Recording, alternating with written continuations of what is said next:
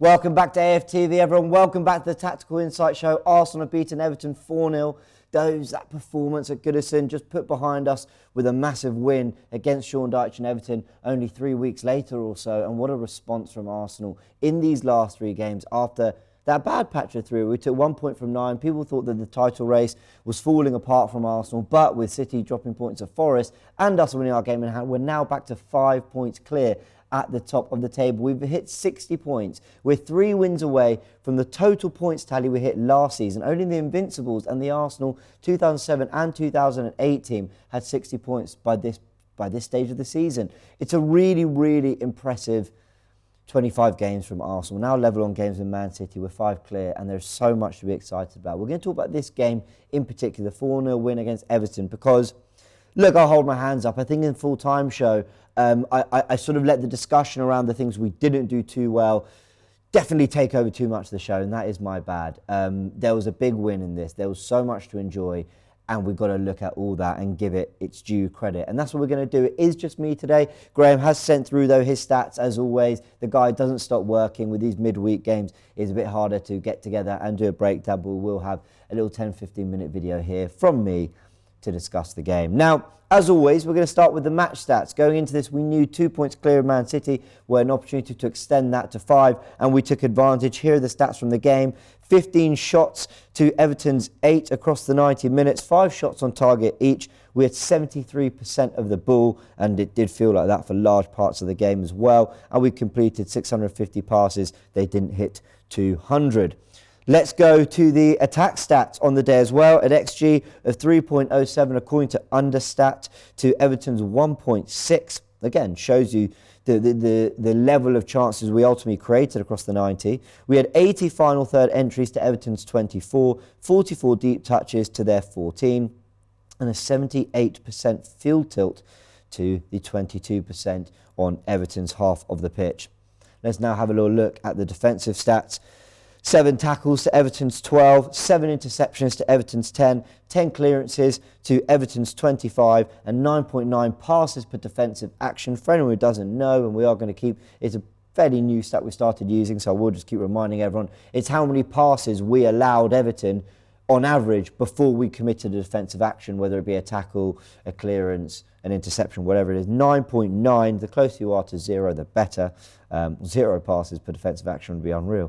To Everton's 21.5, which shows you how much they sat off us and actually wanted to just be an organised deep block for a lot, for many parts of that game. Now, I'm going to take it to the tactical pad now, because what I really want to talk about is Arsenal's shape here. I want to talk about Arsenal and the way they... let's bring that back up. Here we are. The way Arsenal set up through this game, because I think I was a little too critical at half-time. I said that Arsenal were frantic on the watch-along and the half-time show. I said that Arsenal were just a bit messy. The whole thing was messy. And in fairness, we'd had, I think, 3 shots to Everton's 4 by half-time. And I said that Everton, was a bit too up and down, it was a bit too open, a little bit too chaotic. Even though Everton did have a deep block that we were struggling to break down at times, although it did, thanks to Saka. We'll talk about that goal in a second. But actually, I sort of take that back. I actually think Arsenal were a lot more...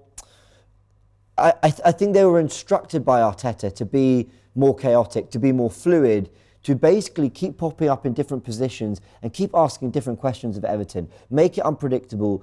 We've got players that can play in lots of different roles, and let's show that to Everton by making it confusing, by making it difficult for them to track us. Now, where we see that, I think in particular, let's make the icons a little bit smaller here, is in the way I think Granit Xhaka took up some really interesting positions. Now, you got your front three of Martinelli, Trossard, and Saka. We know they can interchange and they can all play in different positions. More on that in a sec. And you have Xhaka gets forward, as he has done all season. They hug the touchline. Odegaard gets into those pockets. Jorginho / defensive midfielder will get that little bit of support from Zinchenko. But what I felt we were seeing a lot of is actually when the play was out here on Martinelli's side, or there tended to be an overload on one side, mainly the right, Martinelli was happy to come inside, with Xhaka actually popping up wide a lot. Often when Zinchenko gets into these pockets to play, he's wanting to feed almost as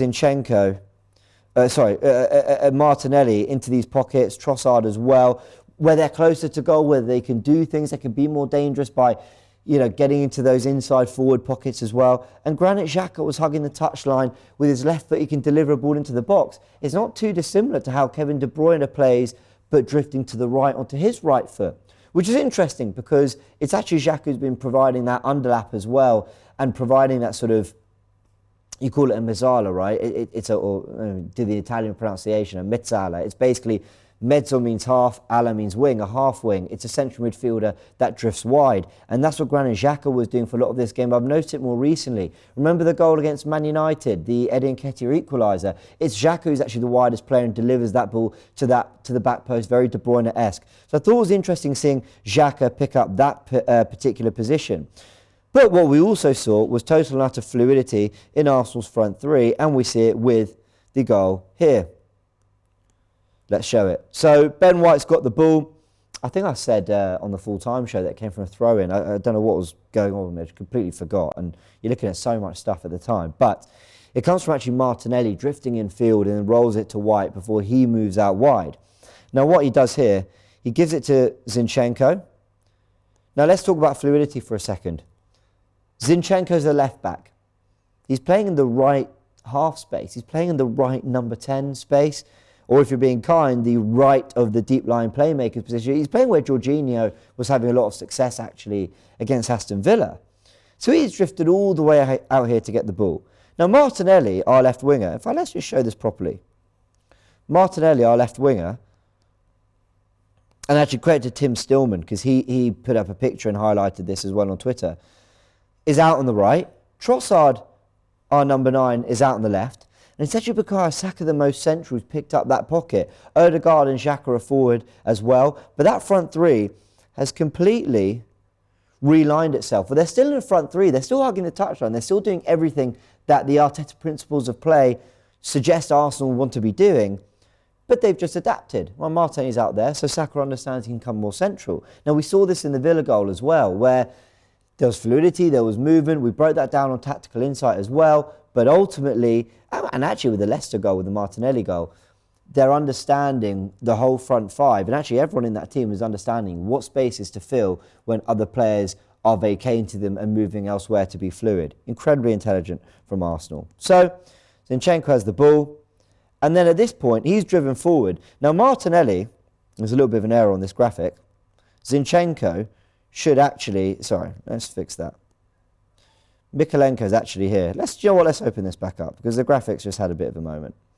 Let's do it again. There we are. So there we go. That's better positioning. So Mikalenko, the left back, he's got an eye on Bukayo Saka, but he's also got an eye on Martinelli, who has gone the other way and McNeil hasn't tracked him. And I think that's what opens the space up for Bukayo Saka a little bit.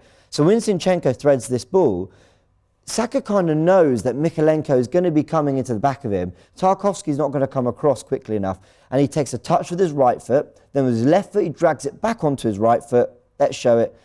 And then he just fires it into the roof of the net. He scored one against, Mo mentioned this on Twitter, he's spot on. He scored one against West Ham that was disallowed into the roof of the net. And then he scored one against Leeds that did stand into the roof of the net as well. He's absolutely been practicing that Bukayo Saka and he's been nailing it. What a performance. Or at least what a moment, because I didn't think up to this point of the game Arsenal had played that well.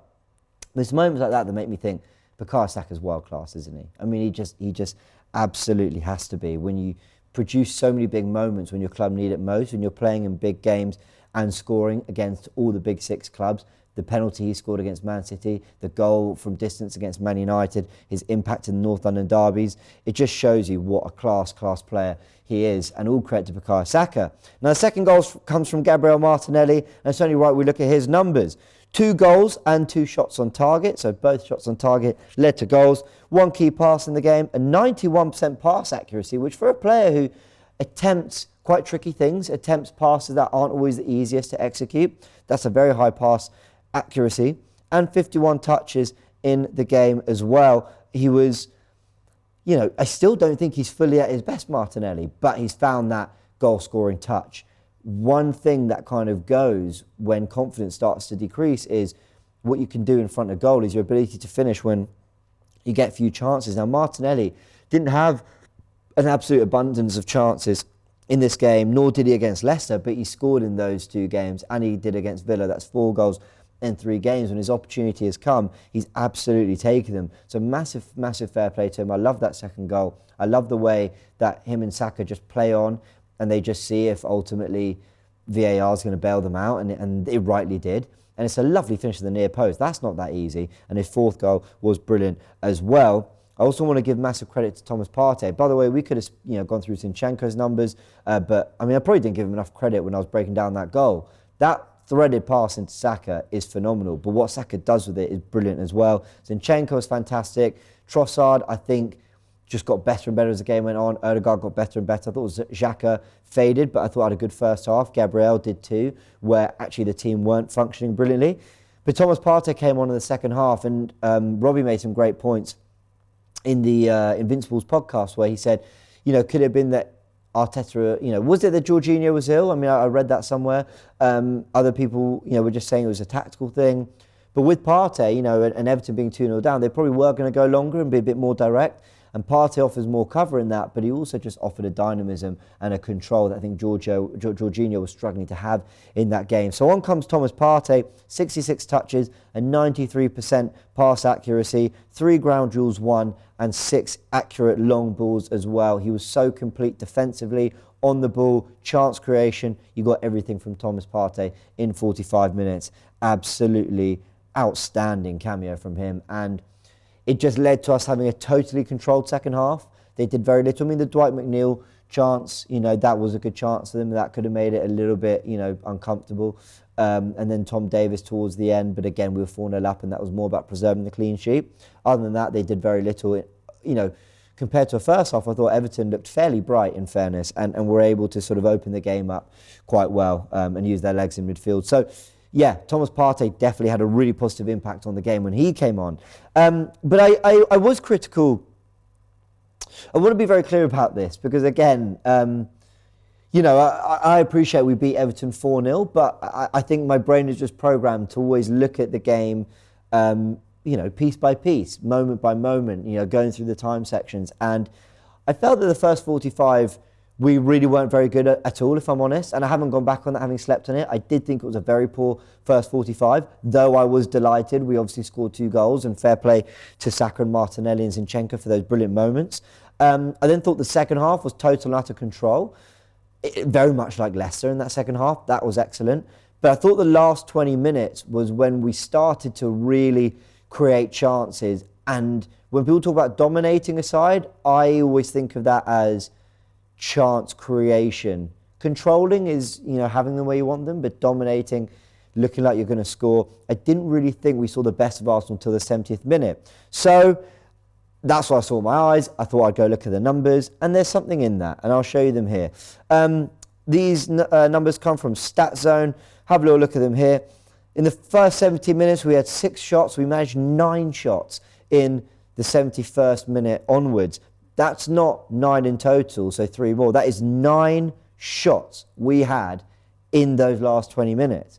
Our pass completion went up from 85% to 93%. Our attacking third passes, 47 to 127, to be expected to a degree, but passes in the penalty area, we had more in the last 20 minutes than we had in the first 70. We also created 3 big chances. We created 5 chances to the equal to the 5 we created in the first 70 as well. No big chances created apparently in that first 70, though I appreciate it's all slightly subjective. And our XG, remember I talked about the XG of 3.07 in the whole game across the whole 90. Only 0.96 of that XG was registered before the 70th minute, before Odegaard's goal. Odegaard's goal and beyond, we had an XG of 2.11, which I do think tells a story about how much more, how improved Arsenal's chance creation was in that last 20 minutes. And what was that down to? Was it down to Vieira coming on? Because I think he came on around that minute. Was it down to the third goal just finally really relaxing things and Arsenal having their fun? At 2-0, it's still a slightly nervy scoreline. At 2-0, you're still wary that if you concede a goal, it can get nervy, so you don't want to overcommit. It could be all those things, and I totally appreciate that. And I also appreciate that you can't be brilliant across a whole 90 minutes. Sometimes you can, but that's actually quite rare. Every Premier League side is going to have their moments in games. And I acknowledge all that. But I don't think that takes away from the fact that Arsenal got better and better and better as the game went on, and it wasn't a complete 90 minutes, in my opinion. I've got here some of the shots. Again, this comes via Stats Zone. Here on the left, you've got pictures of, well, it's a graphic showing you the shots we had in the first 70 minutes. Again, not really areas you'd expect them to trouble a goalkeeper, yet we actually scored from 2 of those. So fair play to Partey and Saka again, but look at the shots from the 71st minute onwards. Much more dangerous areas, and of course 2 goals came in that as well. And again, this comes from Understat, the graph. Our XG through the 90 minutes. Across the bottom, you see the 90 minutes progressing, and along the top, you see the XG going up and up and up. And look at that massive jump from the 70th minute onwards.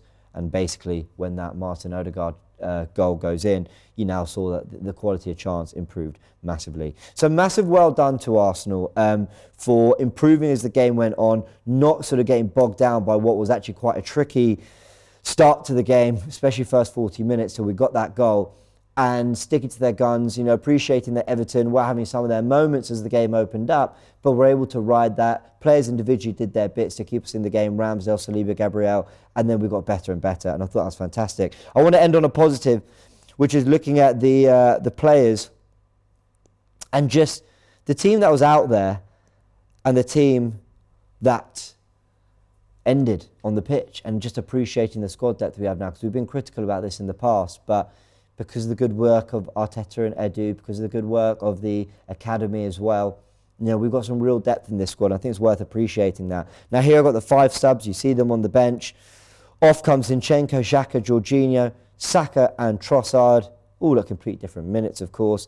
And then on come Tierney at left back, Partey in the defensive midfield role, Vieira, Smith Rowe and Nketiah. And then we'll swap Martinelli and Smith Rowe as well to show even more, how many options this team have, that even Martinelli can play out on the right when we had Saka being brilliant there as well. And you can look to a Smith Rowe. I thought Vieira did well in his cameo as well. Tierney did okay, and Nketiah with a lovely assist, brilliant run behind the back of, I think it was Tarkowski, and that Zinchenko ball, fantastic again. He was really purring, I thought, in that second half. And Arsenal just got better and better. So massive credit to them, because there would have been pressure. We've had a few evening games, and only a couple of weeks ago, under the lights, big game against Manchester City, and even the Newcastle game was a game again under the lights, massive game, the Emirates crowd rocking, and we didn't get the win in either of those games. And I appreciate that the opposition, Everton, not the same as Newcastle and Man City, but still a big occasion, and they rose to it, and they ironed out their errors and got better and better. And I think that is a massive sign for Arsenal, who keep getting better, more fluid, and I think that's the word again, fluidity. That is what unlocked that first goal. That's what unlocked the game for Arsenal. And in so many of the goals, you just saw Arsenal looking fluid, looking brilliant, playing some of the best football in the league. It is the best football in the league right now, and that is why we have a serious chance of winning the title. There's always round-up stats, so let me just go through them in my pocket. Graham always sends these through, and there's some really good ones actually, so I want to make sure I get them in. Bukayo Saka's now played 67 consecutive Premier League games, featuring in every match since the 9th of May 2021. That is unbelievable. 21 goals and 17 assists in that time. He's currently on 10 goals and 8 assists this season. 18 Premier League goals he's been directly involved in. I love this stat. Arsenal named an unchanged 11 for the in the Premier League for the 12th time last night, equaling their most games without a change in a single season in the competition, which was 12 in the 1996-1997 season. So even in the Arsene Wenger era did we manage, or maybe that was under, anyway, I'm not going to go into that, trying to remember. Arsenal have scored 4+ goals in a match versus Everton for the 12th time in the Premier League, more than any other side has done against any other in the competition's history. That was our 100th win against an English opposition. Probably against any opposition, now I think about it.